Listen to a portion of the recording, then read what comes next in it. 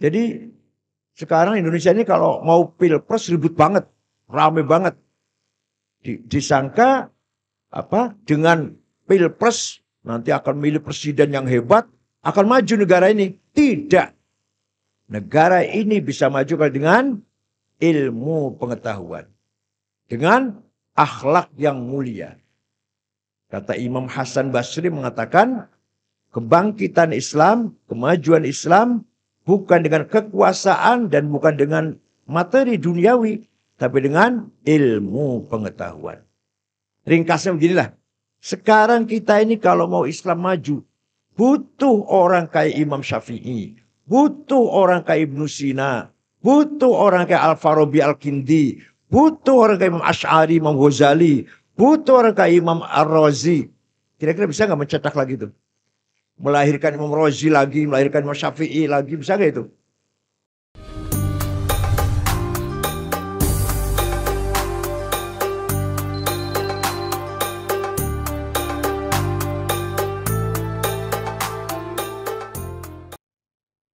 Anak-anakku yang ganteng-ganteng, yang cantik-cantik.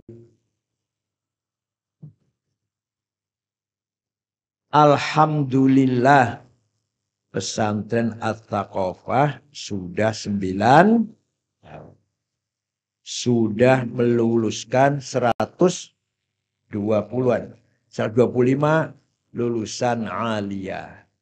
Dan yang belajar di luar negeri berapa? Di Maroko berapa? Di Maroko ada 7, di Mesir ada 6, terus mana lagi? Di UI ada 4, di UIN banyak. Yang nggak melanjutkan juga banyak. Alhamdulillah bi'in'amihi wa ifdhalih. Tidak nyangka, tidak mengira baru 9 tahun sudah banyak sekali prestasinya. Alhamdulillah. Walaupun terus terang saja seadanya. Seadanya itu apa artinya? Semuanya serba sederhana. Kurang kamar dadak bangun. Kurang toilet dadak bangun. Ya nggak apa-apa. Dadakan itu paling enak. Dan yang paling penting adalah kita menjaga kualitas. Santri sedikit kalau berkualitas luar biasa. Imam Ibnu Malik yang pengarang Alfiyah itu dari Andalus Spanyol, santrinya sedikit. Muridnya sedikit. Tapi di antara muridnya adalah Imam Jalaluddin, Imam An-Nawawi, luar biasa. Imam Syatibi yang sepantarnya Imam Ibnu Malik di Andalus juga, santrinya banyak. Ya mohon maaf, tapi murid-muridnya tidak ada atau jarang yang menonjol. Kalau Imam Ibnu Malik, muridnya sedikit tapi jadi orang semua. Mudah-mudahan murid Taqofah ini walaupun jumlahnya cuma 700 ya. 667 akan jadi orang hebat semuanya. Daripada murid ribuan tapi nggak ada yang beres. Pertama, akhlak. Tunjukkan alumni Taqofah Gusti Allah atau Allah itu dalam Al-Quran. Nabi Muhammad kan sempurna tuh. Yang ganteng, tampan, hebat, sukses dalam segalanya. Tapi tidak dipuji oleh Allah. Yang dipuji cuma satu apa? Akhlaknya. Pinternya nggak dipuji, gantengnya nggak dipuji Nabi Muhammad tuh. Gagahnya gak dipuji. Hebat kuatnya perang atau memimpin perang. Sukses. Gak dipuji. Yang dipuji apanya? Akhlaknya. Wa innaka la'ala qin'an. Jadi manusia itu yang penting akhlaknya. Mohon maaf. Malah kita punya teman muslim akhlaknya gak beres. Dengan non muslim akhlaknya baik. Jujur. Milih mana? Ya milih yang non muslim. Punya teman muslim tapi tukang tipu, tukang bohong, tukang ngapusi. Tukang fitnah, adu domba. ya nggak layak jadi teman. Tapi punya teman non muslim, jujur, ya. Dulu juga Nabi Muhammad punya teman orang musyrik tapi jujur. Namanya Mut'im bin Adi. Dengan berteman Nabi Muhammad, orang musyrik. Dan karena Mut'im bin Adi orangnya jujur. Jadi yang paling penting apa? Akhlak. Wa innamal umamul akhlaqu ma baqiyat fa inhumu dhahabat akhlaquhum dhahabu. Martabat bangsa tergantung budaya dan akhlaknya. Bukan karena politiknya atau kekayaannya. Bahkan bukan karena agamanya. Negara Timur Tengah sekarang, negara Arab, agamanya benar. Agamanya benar, Islam, Quran, sholat, menghadap kiblat. Tapi perang terus, bunuh-bunuhan terus, akhlaknya morat-marit. Jatuh martabatnya. Orang Jepang agamanya nggak jelas. Yahudi bukan, Kristen bukan, Islam bukan, Hindu bukan, Buddha bukan, Konghucu bukan, apa namanya? Shinto, agama lokal setempat. Tapi terhormat di mata dunia. Kenapa? Kemajuan budayanya, peradabannya. Jadi sungguhnya Indonesia ini kalau mau maju bermartabat, budaya harus menjadi panglima. Pembangunan budaya, pendidikan, moral, peradaban, kemajuan masyarakat harus jadi panglima. Bukan politik. Dan bukan materi. Jadi sekarang Indonesia ini kalau mau pilpres ribut banget. Rame banget. Disangka dengan pilpres nanti akan milih presiden yang hebat, akan maju negara ini. Tidak. Negara ini bisa maju dengan ilmu pengetahuan. Dengan akhlak yang mulia. Kata Imam Hasan Basri mengatakan, kebangkitan Islam, kemajuan Islam, bukan dengan kekuasaan dan bukan dengan materi duniawi, tapi dengan ilmu pengetahuan. Ringkasnya beginilah. Sekarang kita ini kalau mau Islam maju, butuh orang kayak Imam Syafi'i, butuh orang kayak Ibnu Sina, butuh orang kayak Al-Farabi Al-Kindi, butuh orang kayak Imam Asy'ari, Imam Ghazali, butuh orang kayak Imam Ar-Razi. Kira-kira bisa nggak mencetak lagi itu? Melahirkan Imam Razi lagi, melahirkan Imam Syafi'i lagi, bisa nggak itu? Yang seperti itu kualitasnya bukan namanya Syafi'i, nanti enggak. Namanya siapa tahu Ahmad Santakofah. Tapi kualitasnya seperti Imam Syafi'i. Jadi kemajuan Islam ini kalau sekarang yang kita butuhkan adalah kemajuan cara berpikir. Kemajuan cara berbudaya. Kemajuan berilmu pengetahuan. Sekarang kita butuh Imam Syafi'i baru. Sekarang kita butuh Imam Ghazali baru. Sekarang kita butuh umat Islam ya. Umat Islam butuh Ibnu Sina baru. Ibnu Rushd baru. Butuh Ibnu Khaldun yang baru. Nah, pendidikannya kita sekarang merosot. Pendidikannya kalah dengan Barat, kalah dengan Eropa. Padahal pencipta, penggagas ilmu pengetahuan sebelum Eropa maju adalah umat Islam. Yang menggagas matematik siapa? Jabir bin Hayyan Al-Azdi. Yang menggagas ilmu Al-Jabar. Yang kedokteran pertama siapa? Abu Bakar Ar-Razi. Bukan Razi tafsir ya. Bukan Imam Razi tafsir. Imam Razi Abu Bakar. Ada lagi dokter. Yang menggagas. Apalagi? Angka-angka 1, 2 yang nomor. Yang tulisan Latin itu loh. Bukan yang Arab. Bukan malah yang Latin. 1, 2, 3, 4 yang dari kiri itu loh. Siapa namanya? Abu Yusuf Al-Khwarizmi. Namanya apa namanya? Al-Khwarizmi. Jadi sebenarnya yang diciptakan umat Islam itu angka yang dari kiri itu. 1, 2 begini. Bukannya dari Arab 1, 2 yang dari kanan. Bukan. Yang menggagas apalagi misalkan alat navigasi untuk mengetahui mana barat, mana timur, mana selatan, mana utara, mana kiblat. Siapa? Ahmad bin Majid. Yang menggagas ilmu peredaran darah dalam tubuh manusia siapa? Abdurrahman Ibnun Nafis. Astronomi, geologi, wah segala ilmu pengetahuan, psikologi apalagi. Pertama kali Imam Ghazali luar biasa. Anak saya kalau ada rehab ini bisa membahas bicara tentang psikologi menurut Imam Ghazali. Sebenarnya bisa mengalahkan psikologi Sigmund Freud, psikologinya Young atau Abraham Maslow. Bukan apa-apa itu dibanding psikologi Imam Ghazali. Jadi sekarang kita butuh kebangkitan ilmu. Lah oleh karena itu Pesantren Thaqafah harus mencetak kader-kader ilmuwan yang berkualitas. Ini kewajibannya Pak Sofwan, Pak Idris. Mana Idris mana? Pak Idris, Pak Nizan, kewajibannya bagaimana agar anak Thaqafah ini berkualitas. Pertama, al-kafa'ah wat ta'ahul. Apa?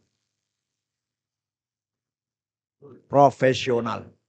Mempunyai skill, keahlian. Jadi kalau nanti pulang dari Thaqafah, siap pakai. Siap?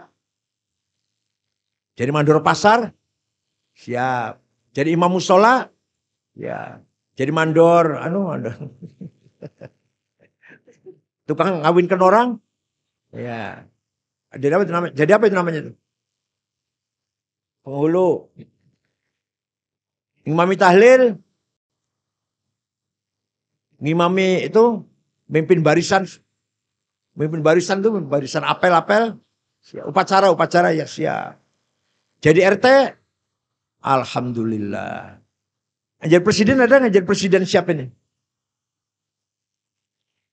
Wala taqfu ma laisa laka bihi ilm. Inna sam'a wal basara wal fuada kullu ulaika kana anhu mas'ula.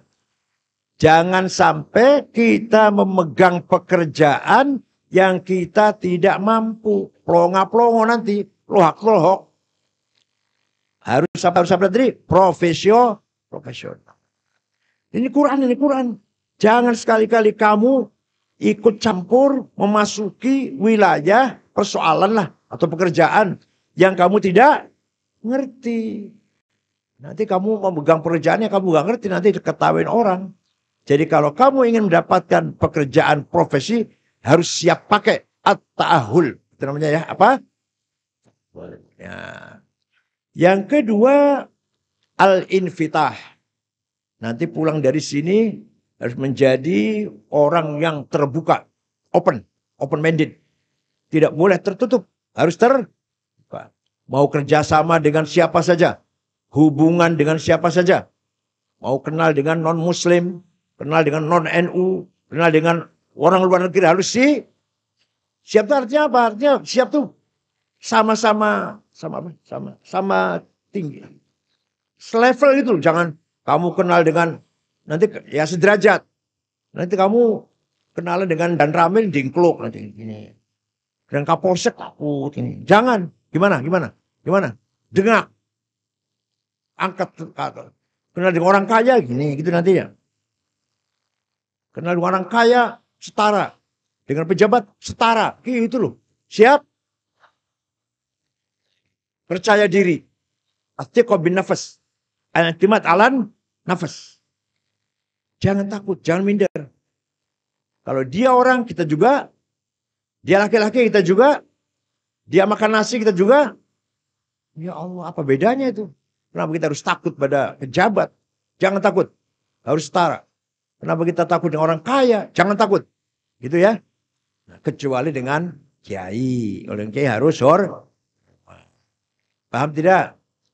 Imam Hasan Basri itu orangnya la ya'til malika wa la ya'tihil maliku. Ayo. La ya'til malika wa la ya'tihil maliku. Tidak mau kedatangan pejabat. Tidak mau mendatangi pejabat. Itu Hasan Basri itu. Walaupun tidak berontak, enggak. Dia juga enggak setuju kalau berontak. Tapi beliau punya sahabat namanya Sa'id bin Zubair. Berontak. Sampai meninggal, sampai gugur. Enggak setuju. Hasan Basri enggak setuju. Kekerasan itu enggak setuju. Main keras itu. Tapi beliau orangnya didatangi pejabat lari. Dipanggil pejabat enggak mau. Itu siapa namanya? Imam Hasan. Gimana tadi? Ayo,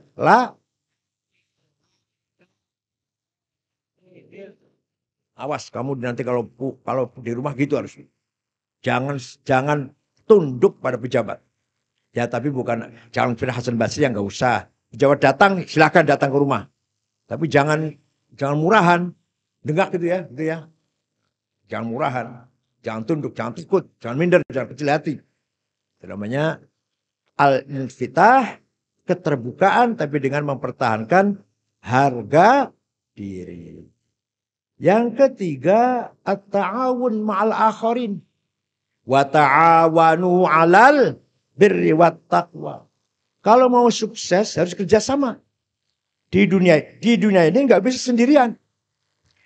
Dakwah agama harus kerjasama. Membangun ekonomi harus kerjasama. Membangun apa saja harus kerjasama. Bermasyarakat, dakwah harus kerja sama. Maka kamu harus siap bekerja sama, membangun team working. Membangun apa? Dengan siapa saja. Asal bermanfaat. Asal kerjasamanya alal birri wat untuk kebaikan. Yang terakhir, kamu kalau nanti pulang harus memiliki jiwa yang al-mas'uliyah, apa? Responsibility. Bertanggung jawab. Contoh kecil aja. Siapa yang berbuat? Saya. Itu. Siapa yang berbuat ini? Saya. Ngapain? Kenapa? Gitu. Apapun yang kita lakukan pasti ada resiko. Lah resiko itu ayo kita bertanggung jawab menghadapi resiko. Rasulullah ketika dirayu atau dilobi oleh pamannya Abu Thalib, nah Muhammad, udahlah berhenti saja dakwahnya. Kamu itu terancam. Kamu itu akan dibunuh. Berhentilah Muhammad. Apa jawabnya? Wallahi law wada'u syamsa fi yamini wal qamara fi yasari ala an atruka hadzal amr ma taraktu hatta ahlika dunah. Demi Allah, seandainya orang Mekah itu, orang Quraisy itu meletakkan matahari tangan kananku, rembulan tangan kiriku, agar aku berhenti dakwah, saya tidak akan berhenti sampai mati. Gitu ya. Ki Hasyim Asy'ari ketika dipanggil Jepang datang. Digebukin, ya, dipenjara orang. Tapi untuk sujud menghadap ke timur, diperintah apa? Bungkuk, ruku, menghadap ke timur. Hormat ke Kaisar Jepang. Tidak mau. Sampai digebukin, dipenjara. Menolak. Itu namanya orang bertanggung. Kamu gitu enggak? Jawab, kamu nanti gitu enggak? Siap menghadapi risiko? Alhamdulillah. Apalagi kalau masalah prinsip, masalah prinsip agama, masalah ahli sunnah wal jamaah, apapun harus kita siap menghadapinya, gitu ya. Nah, sekali lagi saya kesimpulannya, satu apa? Al-kafa'ah wat ta'ahul. Apa? Yang kedua, al-infitah. Apa? Yang ketiga, at-ta'awun ma'al akharin. Yang keempat, al-mas'uliyah.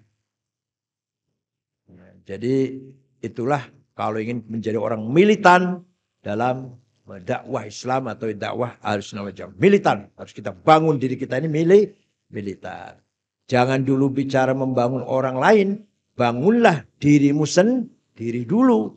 Ibda' binafsik.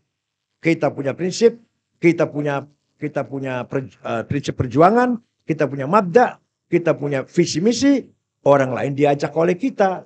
Jangan kamu ikut orang lain. Paham tidak? Nah, mudah-mudahan 9 tahun ini membawa barokah ala barakatillah.